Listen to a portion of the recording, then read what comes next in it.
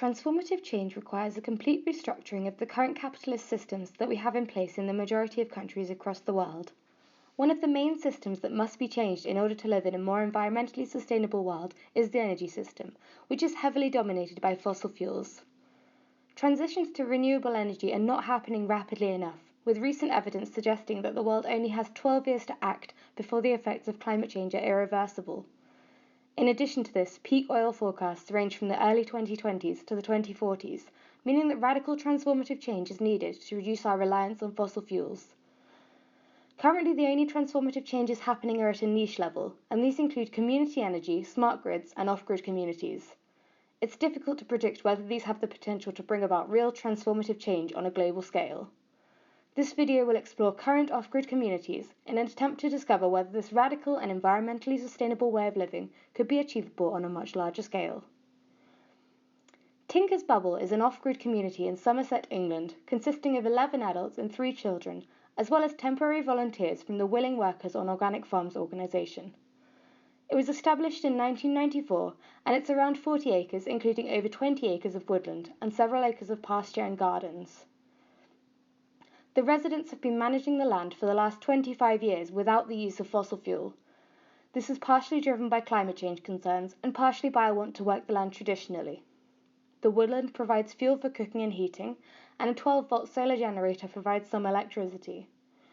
Wood is considered a renewable source of energy because it's a form of biomass and is therefore part of the Earth's natural carbon cycle. However, it does have to be managed and used sustainably.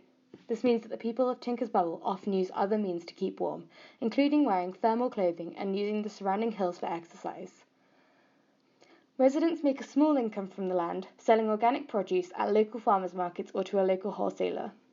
They describe themselves as money poor but happiness rich. Apples from the orchards are pressed into juice or cider. Vegetables and fruits, including legumes, tomatoes, red currants and raspberries, are sold or made into jams, chutneys and pickles. Sustainably produced timber is sold or worked into handmade chairs.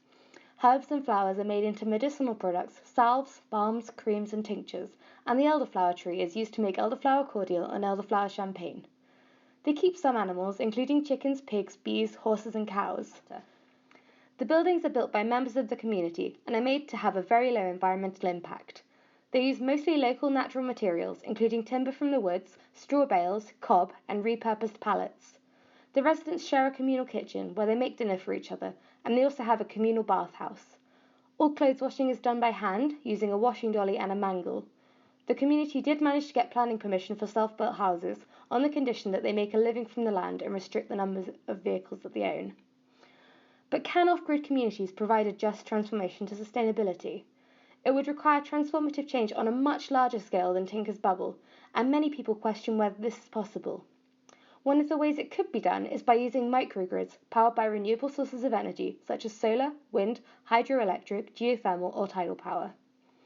A famous example of a renewable energy microgrid is the island of Tau in American Samoa.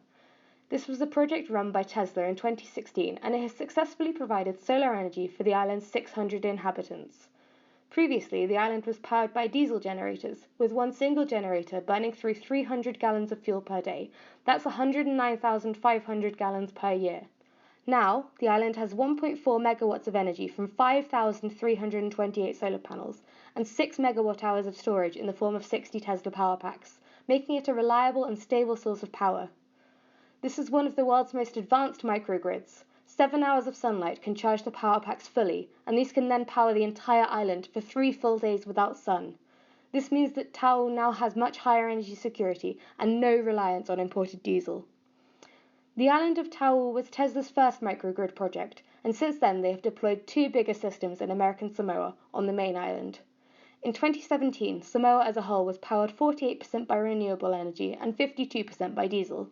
They are on track to be 100% renewable by 2025 at the latest, using a mix of solar, hydro and wind. By using renewable energy, Samoa will save millions of dollars each year.